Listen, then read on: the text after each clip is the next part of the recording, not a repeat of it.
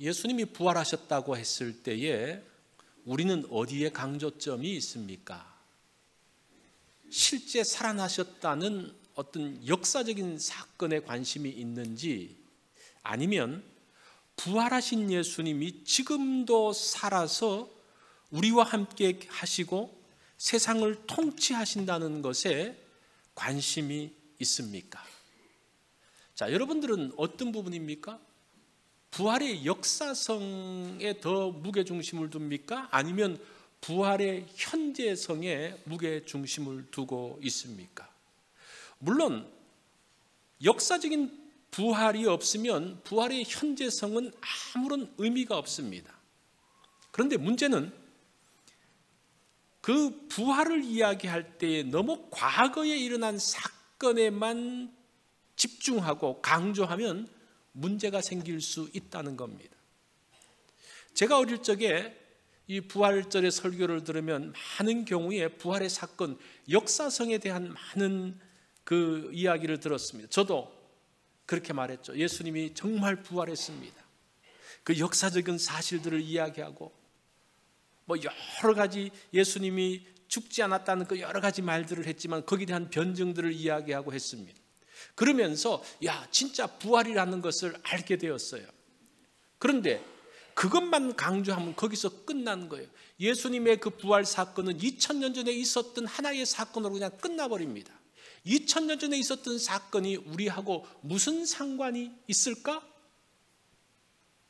그게 없는 거예요. 자, 여기서 중요한 것은 그 부활하신 예수님이 지금은 무엇을 하시느냐가 중요하다는 거예요. 그 부활하신 예수님이 지금은 뭐 하고 계시는가? 어디에 계시는가? 성경에 보니까 어디에 계신다 그래요? 예수님이 승천하시고 난 다음에 하늘 우편 보좌에 앉으셔서 지금도 세상을 통치하시고 우리의 기도를 들으시고 우리와 함께 하시는 그 예수 그리스도, 그렇게 부활하신 예수님이 지금도 살아계셔서 우리와 함께 하신다는 것을 아는 것, 그게 지금을 사는 우리에게 그 부활 신앙을 갖게 하는 거라는 겁니다. 물론 2000년 전에 있었던 그 사건이 중요해요. 그러나 그것만 말하면 부활의 절반을 말하는 겁니다. 절반만 말하는 거예요. 옛날에 있었던 것만 말하는 거예요. 지금은 우리하고는 아무런 상관이 없어요. 그 당시 사람들하고만 관계가 있는 거예요. 그런데 지금 부활하신 예수님이 지금도 살아계시고 지금도 우리를 보고 계시고 지금도 세상을 통치하시고 지금도 우리의 기도를 들으신다고 했을 때에 그 부활 신앙은 여전히 유효한 중요한 신앙이 되는 것을 볼 수가 있습니다.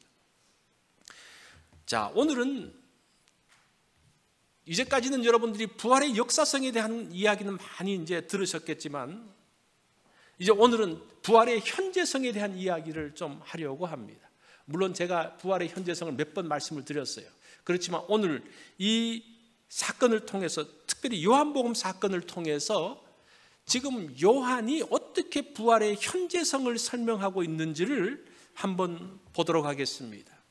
자, 우리가 같이 부활의 아침으로 한번 가보겠습니다.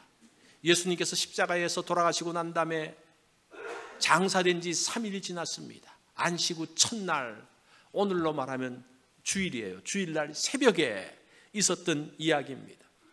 마태는 예수님의 무덤에 갔던 사람이 막달라 마리아와 다른 마리아가 갔다고 기록을 했습니다. 마가는 막달라 마리아와 야고보의 어머니 마리아와 그리고 샬로메가 갔다고 이야기했습니다. 그런데 요한은 마리아가 간 것에 대해서만 기록을 하고 있습니다. 자, 오늘은 요한복음을 보니까 요한의 기록을 따라서 한번 가보도록 하겠습니다. 마리아는 예수님의 시신에 향유를 바르기 위해서 갔습니다. 가서 보니까 무덤의 문이 열려 있는 거예요. 이게 무슨 일이지? 가서 보니까 그 안에 시신이 없는 거예요. 깜짝 놀라서 마리아가 예수님의 제자들에게 알렸습니다. 그 소식을 들었던 베드로와 요한이 막 열심히 무덤까지 뛰어왔어요. 와서 보니까 실제적으로 무덤 속에 예수님의 시신이 없는 겁니다. 자, 그러면 어떻게 해야 됩니까? 할렐루야, 예수님 부활했구나, 우리는 그렇게 할 거잖아요. 근데 이 사람들은 어떻게 생각합니까? 누가 시체를 훔쳐갔지 이렇게 생각하는 거예요.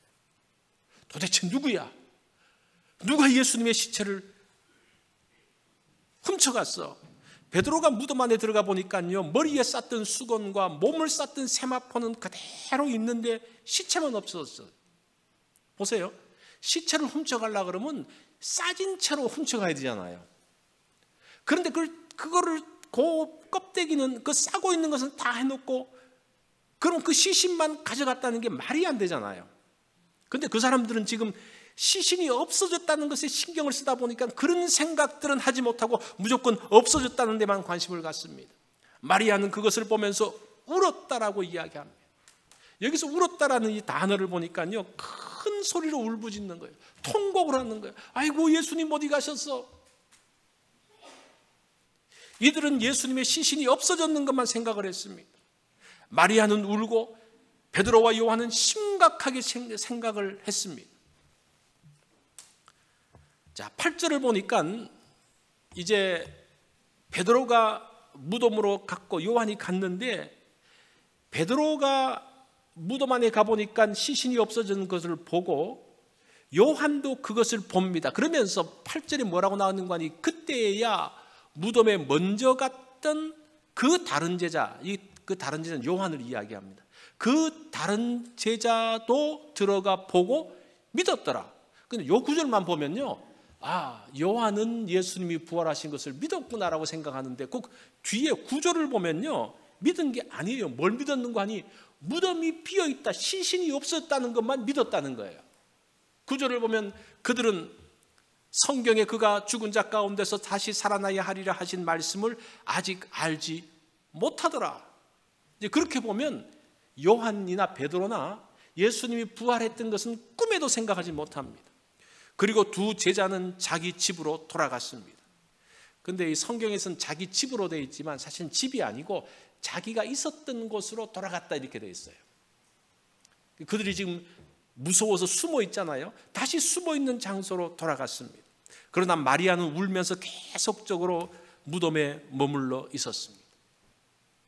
왜 막달라 마리아가 예수님의 시신에 대해서 그렇게 애착을 가졌을까요? 마리아는 예수님이 부활하셨다는 것을 상상하지 못했습니다. 마리아만이 아니고 그때 있었던 모든 제자들이 다 그랬어요. 제자들도 그랬습니다. 엠마오로 가던 두 제자가 어떻게 합니까? 예수님하고 같이 대화하면서도 이분이 예수님인지 몰랐어요. 예수님이 부활하신지 몰랐어요. 그렇게 예수님께서 부활에 대해서 말씀하셨지만 이런 일이 일어날 것은 누구도 상상하지 못했습니다. 베드로와 요한이 예수님이 시신이 없어진 것을 보고 돌아가서 뭘 했냐? 성경에 아무것도 안 나와요. 어떤 행동도 없어요. 그래서 예수님이 그날 밤에 베드로와 제자들이 있는 곳으로 찾아가십니다. 지금 그리고 예수님이 이제 부활하신 그 19절을 보면 이렇게 나오죠. 이날 곧 안식 후 첫날 저녁 때에 제자들이 유대인들을 두려워하여 모인 곳에 문들을 닫았더니 예수께서 오사 가운데 서서 이르시되 너희에게 평강이 있을지어다. 그러니까 베드로와 요한과 제자들은 아무런 행동도 하지 않고 그냥 그대로 무서워서 숨어 있는 거예요. 그 당시는 제자들이 굉장히 두려움에 사로잡혀 있던 것 같습니다. 이제 그때에는 도마가 없었어요. 그 도마가 없으니까 도마에게 예수님이 부활하셨다 그러니까 도마가 안 믿잖아요. 그 다음에 일주일 후에 어떻게 합니까? 도마가 있는 곳에 예수님이 또 찾아가십니다. 그리고 난 다음에 제자들이 갈릴리로 고기 잡으러 갔을 때 예수님이 제자들을 찾아가요. 지금 이 성경을 가만 보면요, 부활하신 예수님이 어디 계셨을까? 제자들이 찾아오는 게 아니라 제자들은 그냥 가만히 있고 예수님이 제자들을 찾아가셔서 나 부활했어 이거 알려주시는 거예요. 몇 번이나, 한 번, 두 번, 세 번, 요한복음에 3번 나오고, 그리고 누가복음에 또 엠마오로 가는 제자들에게 또 나타나시고, 오히려 부활하신 예수님이 더 분주하게 다니십니다. 이건 무엇을 말하는 거 아니? 진짜 부활이라는 거예요. 제자들이 뭐 예수님께서 부활하지 않았는데 그 죽은 것을 시체를 없애고 난 다음에 부활했다고 소문낸 게 아니라는 거예요. 제자들은 부활을 생각지도 못했어요. 믿지 않았습니다. 그런데 오히려 예수님께서 부활하셨다는 것을 알려주고 있는 것을 볼 수가 있습니다. 자, 다시 마리아가 있는 곳으로 가보겠습니다. 마리아는 무덤에서 울면서 있었습니다. 마리아는 부활에 대한 믿음이 없었습니다. 무덤에 있던 천사들에게 물어봅니다. 어디 있습니까? 시신이 어디 있습니까? 예수님께서 이제 마리아에게 말하니까 예수님을 동산직인 줄 알고 당신이 가져갔으면 어디 있는지 좀 알려주세요라고 이야기를 합니다. 왜 이렇게 시신에게 집착하고 있습니까? 예수님의 시신이라도 잘 모셔야 되기 때문에, 그리고 자신이 가져온 향유를 시신에 부어서 그 시신을 잘 뭔가를 하기 위해서, 이게 지금 자기 방식의 믿음이에요. 예수님의 말씀은 기억하지 못하고 뭔가 예수님을 위해서 열심히 일하려고 하면 이런 행동들이 나와요. 뭔가 열심히 하긴 하는데 핀트가 안 맞아요. 마리아가 예수님을 사랑했던 것은 분명합니다. 그런데 그런 사랑도 믿음에 근거하지 않으면 엉뚱한 행동이 되고 맙니다. 그렇게 정신 차리지 못하는 마리아를 예수님이 부르시죠. 16절에 보니까 예수께서 마리아야 하시거늘 마리아가 돌이켜 히브리 말로 랍보니 하니 이는 선생님이라는 말이라. 이렇게 마리아가 정신 차리지 못하니까 예수님이 마리아야 이렇게 부르시는 거예요. 그 소리를 듣고 깜짝 놀라서 보니까 그때 비로소 예수님인 줄 알게 됩니다. 이 랍보니라는 말은 선생님, 나의 선생님이라는 말입니다. 이 말을 요한복음 서두에 보면 나다나엘이 그렇게 이야기합니다. 예수님께서 나다나엘이 오는 걸 보면서 이렇게 말씀하시죠. 요한복음 1장 47절에 보면 보라 이는 참으로 이스라엘 사람이라 그 속에 간사한 것이 없도다 이렇게 말합니다. 나다나엘이 묻죠. 아니 예수님 저를 어떻게 하십니까? 그러니까 이렇게 말씀하시죠. 빌립이 너를 부르기 전에 네가 무화과 나무 아래에 있을 때에 보았노라. 그때에 나다나엘이 뭐라고 말하는 거 아니? 랍비여 당신은 하나님의 아들이시요 당신은 이스라엘의 임금이니이다. 이게 지금 랍보니의 신앙 고백입니다.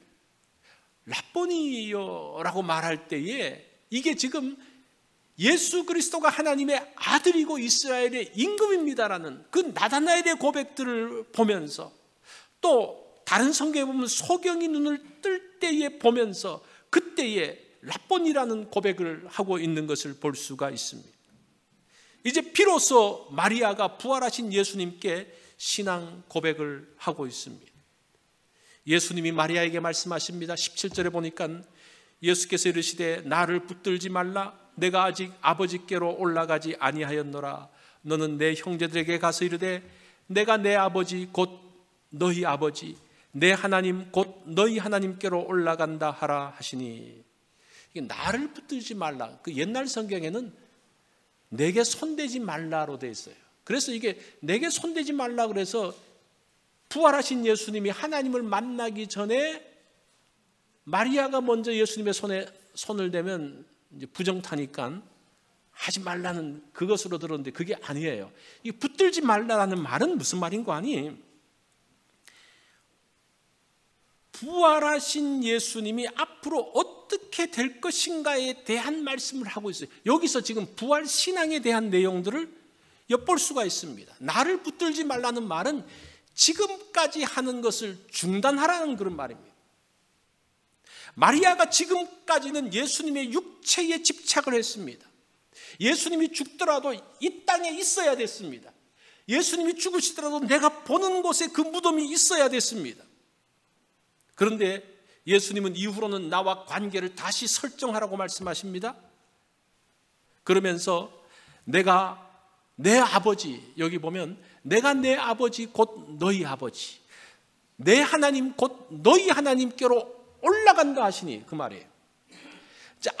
나를 붙들지 말라는 그 말이 이제는 새로운 관계가 만들어질 것인데, 이제는 새로운 일이 펼쳐질 것인데, 그건 무엇인가 하니 내가 하나님께 올라가고 난 다음에 하나님은 내 아버지셨는데 이제는 너희의 아버지가 되고, 내 하나님이셨는데 이제는 너희의 하나님이 된다라는 것을 알려주고 있습니다. 이것이 부활 이후에 새로운 시대로 들어감을 말하고 있습니다. 여기 이 말씀이 17절의 말씀이 부활의 현재성에 대한 것들을 알려주는 힌트가 됩니다. 우리가 마리아가 우는 모습에서, 마리아의 모습에서 우리는 뭘 봅니까? 예수님을 사랑하는 것과 믿는 것이 다르다는 것을 알 수가 있어요. 자기 중심적으로 사랑하는 것은 믿음을 방해합니다. 내가 예수님을 사랑해요, 내 방식대로 사랑해요, 이것은 올바르지 않다는 거예요. 부활신앙이라는 것은 예수님의 말씀을 기억하는 겁니다. 자기 느낌, 자기 확신을 따라가는 것이 아니라는 거예요. 히브리서 기자가 이 부활신앙에 대해서 잘 알려줍니다.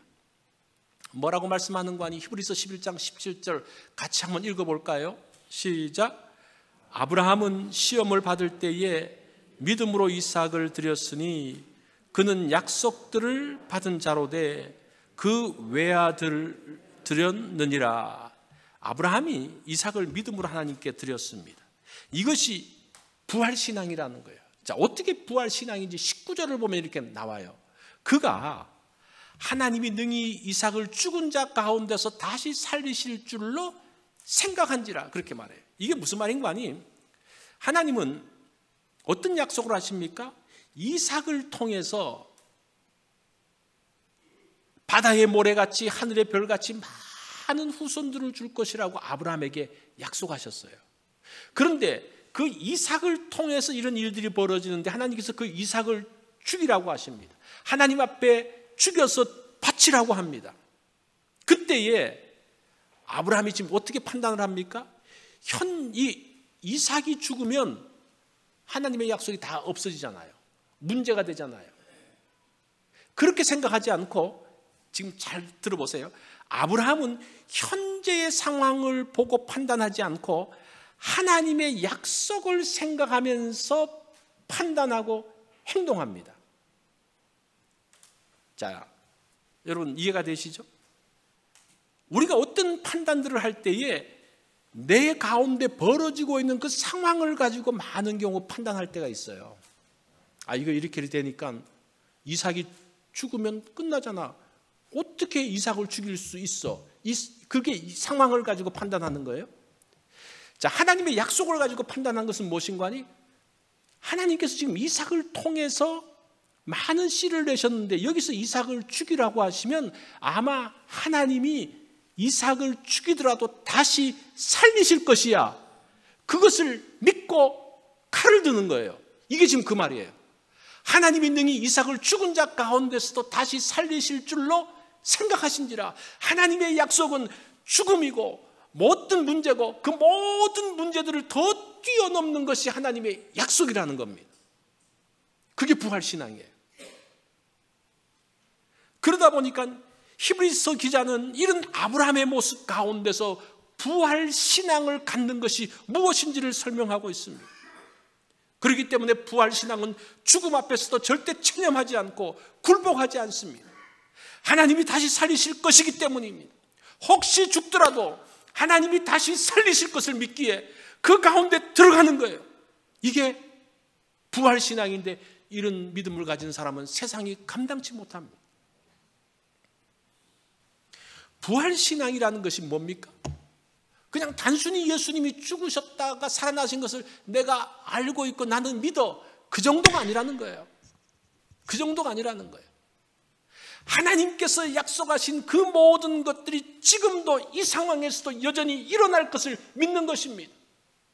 예수 그리스도가 부활하셨던 것처럼 우리의 몸이 부활할 것에 대한 것을 믿는 거예요. 부활신앙이라는 것은 이제 부활하신 예수님이 승천하셔서 지금 하늘 우편 보좌에 앉아 계셔서 세상을 통치하고 계시는 것을 믿는 거예요. 거기까지 나가는 거예요. 부활의 현재성을 믿는 거예요. 그리고 지금 우리의 기도를 들으시고 있는 그 주님을 믿는 거예요. 그렇기 때문에 우리가 담대하게 기도하는 거예요. 주님께서 지금 우리의 어려운 상황들을 다 보고 계신다는 것을 알기 때문에 그 가운데서 낙심하지 않고 고난 가운데서도 어려움 가운데서도 그것을 뛰어넘기 위해서 애쓰며 나가는 것, 그것이 부활 신앙이라는 거예요. 그래서 아브라함의 그 부활 신앙을 통해서 우리에게 보여주는 것이 얼마나 많은지 모릅니다. 지금 마리아에게 그걸 알려주고 있는 거예요. 마리아는 지금 어떻게 합니까? 그의 신앙이 어디에 머물러 있습니까? 자기 생각 가운데 머물러 있습니다. 자기가 보고 있는 그 상황 가운데서 판단하면서 그 정도만 믿는 거예요. 그게 아니라는 겁니다. 그것을 뛰어넘는 것을 이야기하는 겁니다. 이제 예수 그리스도의 부활로 인해서 상황이 바뀌어졌다는 겁니다. 새로운 시대가 열렸다는 겁니다. 이제는 과거에는 사실은 구약 시대가 언제까지인 거 아니? 예수님이 살아계실 동안도 구약 시대였어요. 그렇죠? 십자가에 죽으시고 부활하고 난 다음부터 신약 시대로 넘어가는 거예요. 그래서 우리가 신약 성경을 보면서 야, 이게 신약이라고 생각하는데 그렇지 않아요. 이 부활 사건이, 예수님의 죽으심과 부활 사건이 신약과 구약을 나누어요. 예수님께서 죽으시고 부활하시기 전까지는 어떻게 합니까? 하나님 앞에 나가지 못했습니다. 대제사장을 통해서 나의 죄를 사함을 받았습니다. 감히 하나님의 이름을 부르지도 못했습니다. 그런데 이제는 그 죽으심과 부활 사건 이후에는 내가 이제 하나님 앞에 나가는 겁니다. 성소의 휘장이 찢어지면서 이제 내가 제사장으로서 하나님 앞에 나가서 나의 모든 것들을 아뢰고 있는 것입니다. 이런 시대가 바뀌어졌다는 거예요. 지금 그것을 예수님께서 마리아에게 말씀하고 있습니다.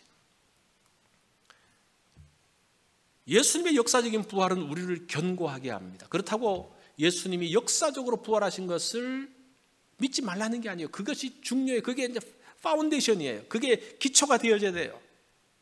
그리고 그것만 갖고 있으면 앞으로 나가지를 못하는 거예요. 아, 옛날에 죽으셨지 뭐. 그게 아니라 그 죽으신 예수님, 그렇다고 부활하신 예수님이 지금까지 살아계셔서 우리와 함께 하시고 그 예수 그리스도가 마지막 종말의 때까지 다시 재림주로 오실 것을 믿는 것, 그게 부활 신앙이에요. 그것을 갖고 있기 때문에 우리가 앞으로 나갈 수 있는 거예요. 예수님의 통치하심을 알기 때문에 우리가 어떤 문제 가운데서 앞으로 나갈 수 있는 거예요. 그때 비로소 우리의 부활 신앙이 완성되는 것을 볼 수가 있습니다. 자, 제가 많은 말씀을 드렸지만 한마디로 요약하면요, 부활에는 부활의 역사성과 부활의 현재성이 있다는 거예요. 부활의 과거와 부활의 현재가 있다는 겁니다. 우리가 부활의 역사적인 사건을 믿을 뿐 아니라 지금 부활하신 예수님이 지금 우리와 함께 계시고 또 우리의 기도를 들으시는 그 주님을 아는 것, 그럴 때에 비로소 아브라함이 가졌던 부활의 신앙 가운데 들어갈 수 있다는 겁니다. 이런 부활의 신앙이 여러분들 가운데 있기를 바랍니다. 기도하겠습니다.